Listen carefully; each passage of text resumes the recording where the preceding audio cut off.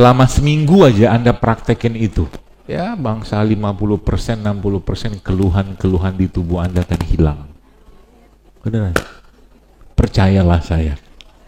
Karena udah banyak banget yang mempraktikkan begitu, semudah itu. Sakit-sakit ini akan hilang. Itu saja Anda kerjakan, ya 14 hari itu sudah mulai kelihatan tuh badan lebih enak.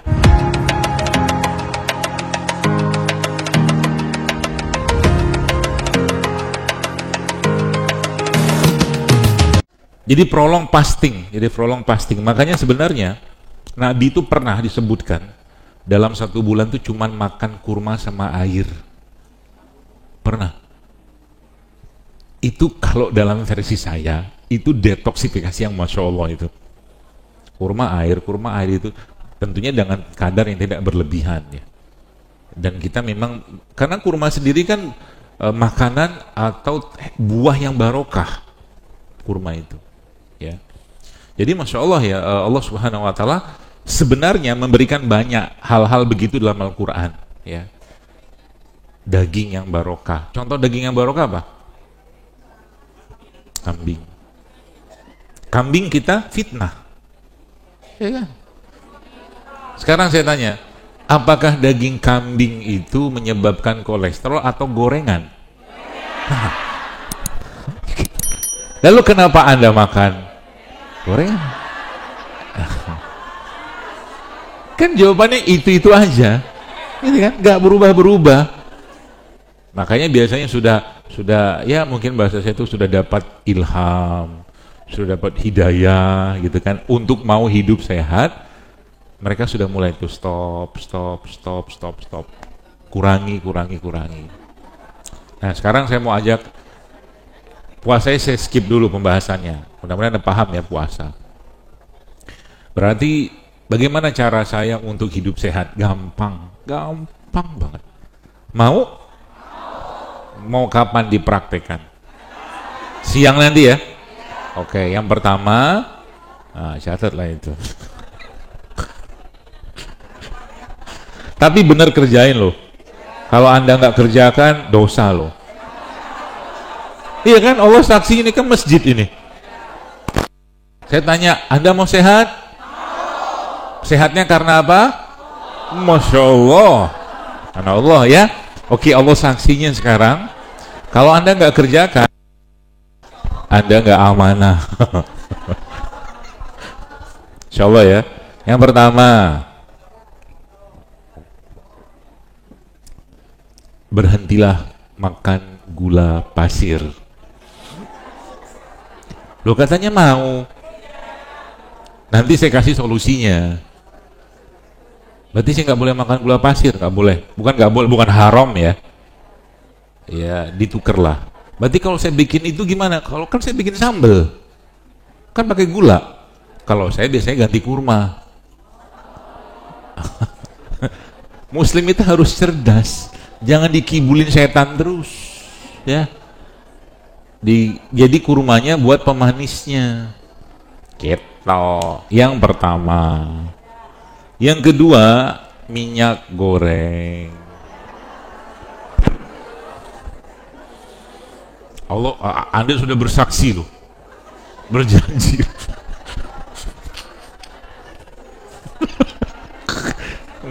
Gue ngerjain ibu-ibu nih. Yang kedua, minyak goreng ya, yang dari sawit, maaf, bukan kelapa. Kalau kelapa masih oke lah. Minyak kelapa oke. Minyak zaitun kalau kaya oke. Kalau duitnya banyak, goreng pakai minyak zaitun. Tapi minyak zaitun nggak bagus buat goreng setahu saya. Yang kedua, yang ketiga, terigu.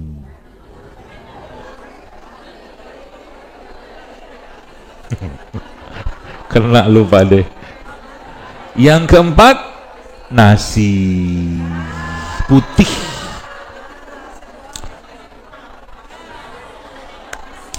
Bismillah ya. Siap siang ini ya. Terus taruh dia Pak gurunya lagi ngomong. Terus Anda bikin di bajunya. Diet mulai besok. terus besok baju dipakai lagi, besoknya kan gitu kan. Itu serah. Tapi saya kasih kabar baiknya, kabar gembiranya, kalau Anda kerjakan itu, maka boleh dibilang ya, yang pengalaman saya, ya bangsa 50%, 60% keluhan-keluhan di tubuh Anda akan hilang. Beneran. Percayalah saya. Karena udah banyak banget yang mempraktikkan begitu, semudah itu. Sakit-sakit ini akan hilang. Terus makanya dia bilang jangan reaktif dulu. Saya kasih solusinya kan gitu. Berarti kami nggak makan nasi, bukan nggak makan nasi, karbonya kita ganti. Itu. Tiwul itu makanan sehat, cuman identik dengan, mohon maaf, makanan orang miskin. Padahal dia sehat. Misal satu, tiwul. Masa gak ngerti tiwul? Ngerti toh? Nggih, Masya Allah. Panjenengan ngertos tiwul nggih? Nggih. Wis metu wek Jawane. Oh saged nggih. Kula ki saged. Basa Jawa. Tinggal dipencet tombolnya.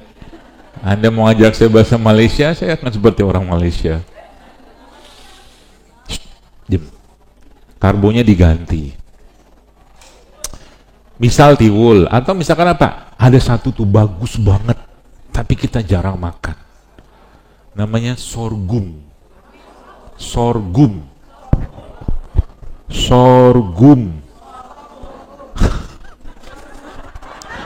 Kok nggak tahu sih? Sorghum itu dia nanti browsing aja deh, handphone kan ada banyak tuh, handphone aja lah. Pening pala aku jelasin. Sorghum itu salah satu jenis karbohidrat yang zat besinya lebih tinggi daripada nasi. Bentuknya mirip nasi. Sorghum, SORGUM.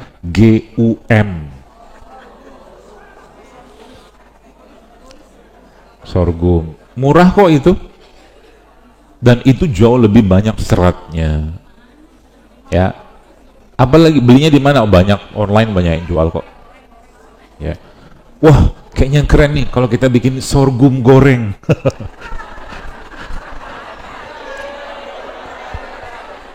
La haula wala quwata illa billah. Sorghum. Apalagi ubi, kan banyak. Ubi jalar, ubi cilembu, singkong. Banyak. Jagung juga bisa. Beras merah, beras coklat, nah gitu. Misal, emang kenapa beras putih? Panjang ceritanya. Ya. Itu berarti boleh dong makan karbo, boleh, tapi karbonya jangan banyak-banyak. Oke. Lalu yang kedua apa? Gantinya sudah banyak tuh gantinya. Berarti kalau kami nggak makan gula pasir, kami nggak makan gula dong. Banyak sumber gula sehat, gula buah. Anda makan buah, Anda makan kurma, itu kan gula juga. Justru lebih baik. Bagi kalau minum teh gimana? Nggak usah pakai gula. Kalau tetap Anda pakai gula, pakai madu aja. Misal. Atau kalau nggak gula aren, gula nira, jangan gula merah. Kenapa jangan gula merah? Panjang ceritanya. Ikutin saja kata saya. Ya. Wes manut, dah gitu. Gula aren boleh, gula nira boleh, gula jawa boleh, gula kelapa boleh, gula merah not recommended lah. Cuman beda warna doang soalnya pada gula pasir. Gula merah itu. Itu sebenarnya alasannya. Oke, mau ngobrol apa saya ngomong? Ya, kalau Anda mau ngobrol, saya ngobrol, saya biarin ngobrol. Soalnya udah waktu udah hampir setengah 12. Biar pesan pulangnya dapat soalnya, ya. Kemudian tadi berarti mulai sekarang di rumah biasakan minum madu. Ya. Madu seperti apa? Madu yang bener lah pokoknya. Kemudian apalagi tadi? Minyak tadi sudah saya jelaskan, ya. Usahakan apa-apa itu biasakan nggak usah digoreng deh. kukus, rebus, pepes, steam, ya. Coba deh, selama seminggu aja Anda praktekin itu. Tapi indikatornya apa? Jangan sampai badan lemes. Jangan sampai, berarti kalau badan lemes, berarti Anda butuh karbo, ya. Jadi makannya yang benar, tetap benar, cuman kita ubah sedikit. Berarti terigu Anda ganti, boleh ganti sama yang non terigu. Misalkan apa? Banyak tepung singkong, bisa tepung sorghum, bisa tepung sagu aren, bisa, ya. Nggak mesti terigu. Contoh nih, misalkan nih gambarannya ya. Kalau Anda bikin apa namanya ya, cake, kue, bolu, ya, dari labu, itu kan nggak pakai terigu, ya kan? Nah, nanti gulanya Anda kasih madu boleh, kasih gula aren boleh, gula singkong boleh, gula kelapa boleh, sehingga nggak ada terigu di situ. Buat ngembangin sedikit, nggak apa-apa, kasih baking powder ya, apa gitu kan? Nggak apa-apa, kan nggak ada terigu. Anda mau bikin misalkan banana cake, gak usah pakai terigu, karena zaman sekarang orang bikin banana cake, banananya nggak ada, cuman essence, betul?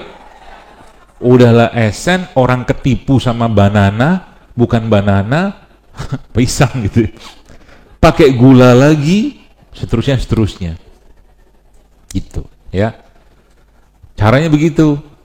Berarti tepung-tepung misalkan, oke, kalau saya gitu mau bikin bolu atau cake wortel, bisa nggak? Ya bisa dong, bisa, tanpa terigu, nah gitu maksudnya, ya, seperti itu. Sudah kan, minyak tadi saya jelaskan, ganti minyak kelapa, atau pakai juga boleh pakai namanya ghee. Ghee itu tulisannya GHEE, itu minyak atau lemak dari hewan. Terus di rumah sudah mulai stop menggunakan margarin. Sebentar, jangan komen dulu. Tenang aja, saya sudah tahu solusinya. Makanya jangan ribut. Margarinnya Anda bisa switch, Anda ganti ke pakai ghee tadi boleh, atau boleh pakai butter. Ya. Apa beda butter ya sama mentega? Kalau mentega diambil dari minyak sawit. Kalau butter sebagian besar yang saya tahu itu diambil lemak hewan. Ini yang bagus. Berarti caranya begini. Jadi kalau Anda pengen sebulan mungkin masak telur, meskipun kalau terlalu panas juga nggak bagus, ini sebut normal-normal saja dulu. Telurnya itu Anda pakein ghee. Di teflon pun ganti dulu. Teflon juga diganti.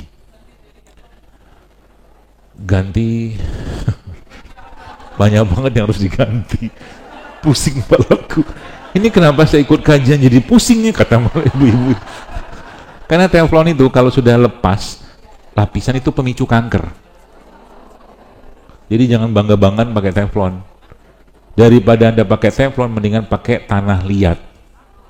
Wajan tanah liat, kuali tanah liat, itu lebih aman, ya. Atau kalau nggak pakai keramik, atau kalau nggak pakai kaca, kan ada tuh yang kaca tuh, ya, apa gitu. Jadi nanti masak telur tuh, katakanlah Anda punya wajan, juga bagus, besi juga nggak apa-apa, besi, iron cast namanya, iron cast. Tapi itu mahal. Saya pernah nyoba beli segini itu ya. Iron case beneran ya. Wajan segini yang buat telur itu 5 juta itu. Tapi tahan sampai berpuluh-puluh tahun itu. Nah, kalau nggak ada nggak apa-apa, pakai tanah liat. Kan murah meriah. Tapi aman. Ghee-nya masuk situ, telurnya digoreng situ, aman dia. Nah, gitu. Gampang kan? Gampang. Aslinya tidak segampang itu. Sementara berhusnuzon saja gampang, ya. Gitu ya. Sudah tadi beras sudah. Berarti beras gimana? Tadi saya jelaskan, beras sudah, minyak sudah, gula sudah, terigu sudah. Itu saja Anda kerjakan, ya 14 hari itu sudah mulai kelihatan tuh badan lebih enak. Jadi nih saya tanya, kira-kira kalau pagi-pagi sarapannya apa?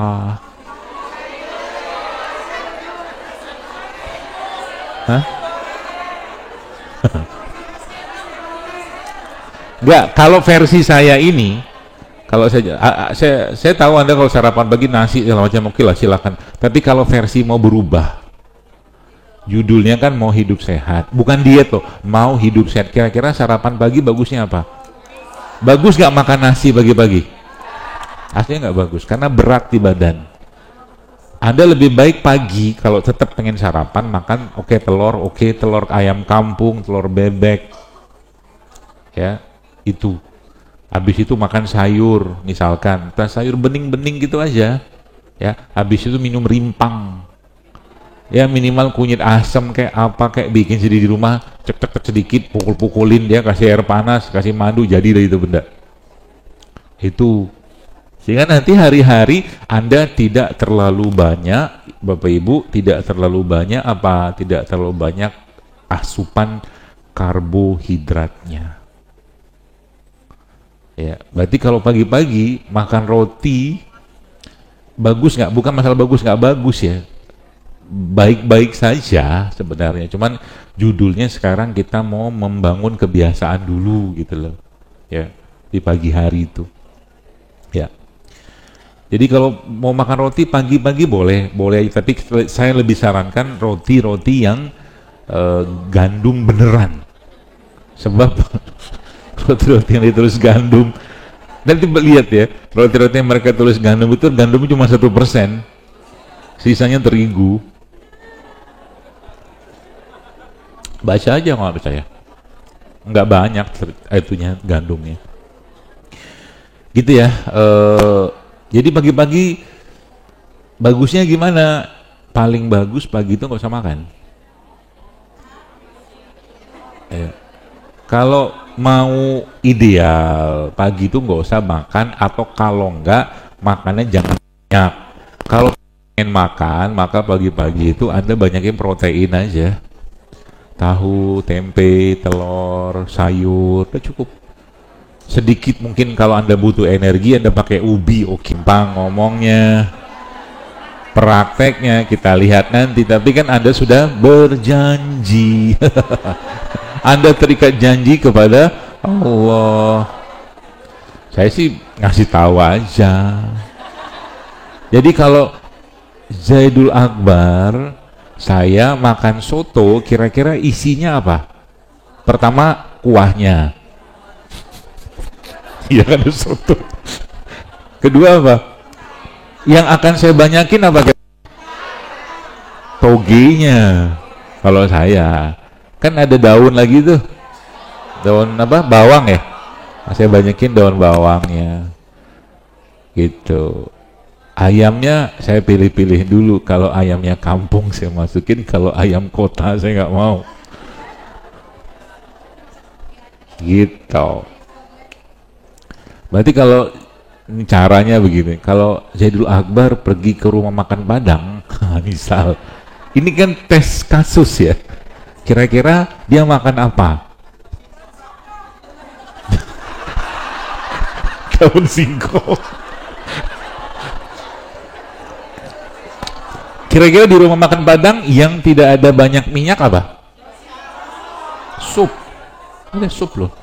Sup ayam pop gitu-gitu kan? Itu dulu saya ajar tuh. Ada beberapa yang ada sayur-sayur, oke lah gitu kan. Kalau lah akhirnya saya, apakah dokter nggak makan rendang? Oh makan.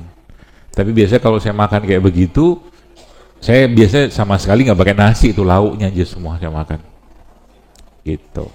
Caranya begitu melatih, sehingga nanti apa dokter nggak makan nasi? Makan kalau perlu. Kalau perlu saya makan, karena nasi itu karbohidrat, saya butuh, dan saya bukan penganut diet yang nggak makan nasi. Ya makan aja, nggak apa-apa kalau perlu makan. Apalagi nggak makan daging, wow saya sangat suka daging. Gitu ya. Sehingga apa? Sehingga nanti hari-hari kita sudah terbiasa dengan hidup sehat, polanya dulu yang dibangun itu maksud saya. Berarti nggak boleh nyampah dong. Entar dulu lah. Nyampah boleh aja. Cuman mungkin kalau saya biasanya sampaikan itu ya 20% lah. Kalau tetap pengen nyampah. Ya, kalau tetap pengen nyampah ya jangan banyak-banyak. Jadi badan kita lebih banyak yang keisi yang bagus-bagus. Buah, sayur, air putih, air kelapa, madu. Kayak tadi malam saya telepon langganan saya air tebu. Air tebu itu sehat loh. Bahkan air tebu itu punya kandungan yang bermanfaat untuk pengobatan kencing manis. Iya loh. Bingung kan? Iya. Cuman kita kan udah takut duluan. Aslinya begini, semua yang asli-asli, yang alami-alami dan tidak banyak pengolahan, masih dalam sumber aslinya, itu tidak masalah. Contoh mungkin, Anda baca literasinya, Anda baca literaturnya, Anda baca penelitiannya. Bahkan madu saja dipakai buat diabetes boleh. Iya. Asal madunya benar. Bukan madu yang macam-macam.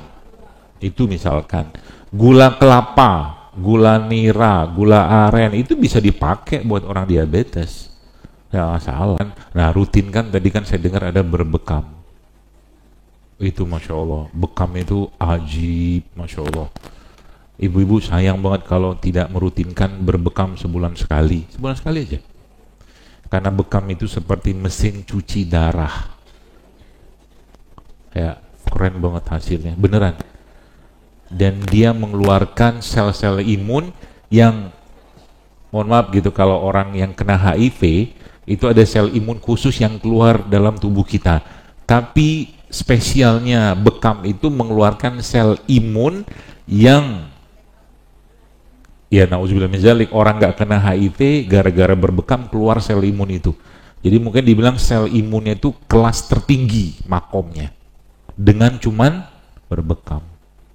Masya Allah kan, Islam ini komplit banget protokolnya sebenarnya.